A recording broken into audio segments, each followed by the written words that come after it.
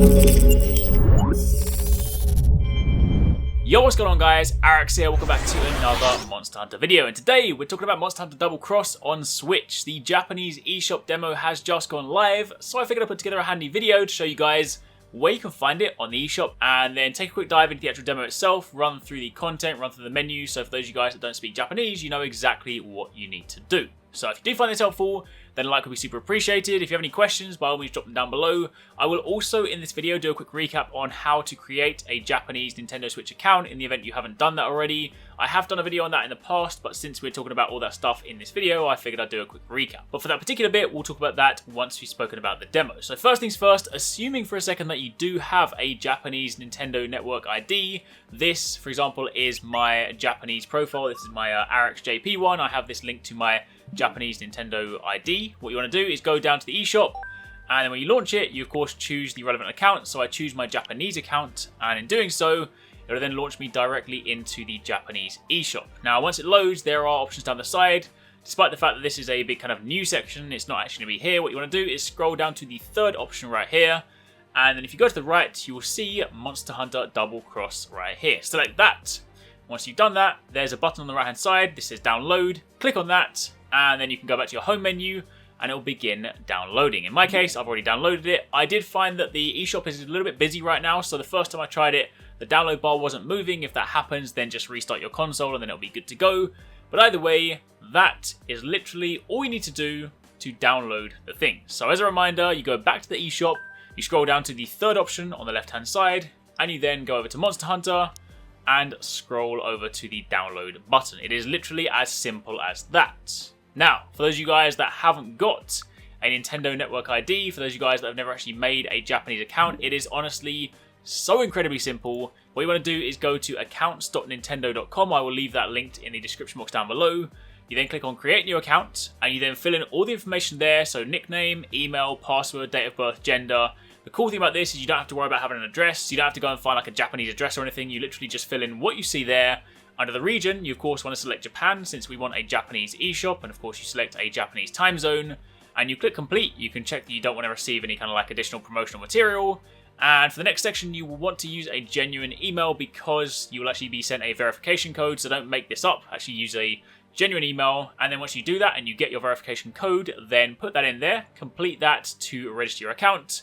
You then jump back to the Nintendo Switch, and of course you create a new user profile. Once you've done that, you can then link a Nintendo account.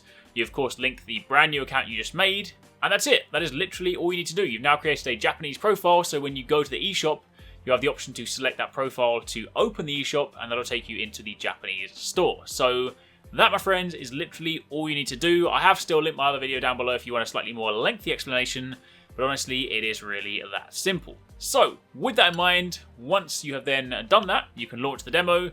You can launch it with any profile, so even though you downloaded it on the Japanese profile, you can play it on your main one. So if you want people to see that you're playing Monster Hunter Double Cross, or you want to be able to like rack up the hours or whatnot, then select that profile, and then of course you'll dive into the demo. First things first, you'll be greeted by this page here. You can just click on the left option. This is something you do want to kind of pay attention to. That is yes. So basically, anytime you see a menu in Japanese, the one on the right is no, the one on the left is yes. So if you're going to kind of like learn anything, then just try to recognize that, because if you want to say like begin a quest and it says yes or no, then that's the option you want. It's a really easy thing to remember. Effectively, yes is 2 letters or 2 symbols, and no is 3. Skipping past that, you go to the menu. There are 3 options here. The top one is for single player, basically just like offline mode. So you just play on your own, you hunt against the monsters that you choose, use the weapon you choose. The second option is for local multiplayer. Now do bear in mind, for Japanese demos, they typically do this. There is no online multiplayer in this demo. Of course, the full game will have it, but for the demo, there's no online multiplayer. So the second option is literally just if you and your friend are in the same room and you both have Nintendo Switches and you want to play multiplayer, this is where you go. But if you are kind of hoping to play online, then unfortunately you are not going to be able to do that in this demo. And as for the third option, that is literally just a promotional trailer, so you can watch the Monster Hunter Double Cross Switch trailer.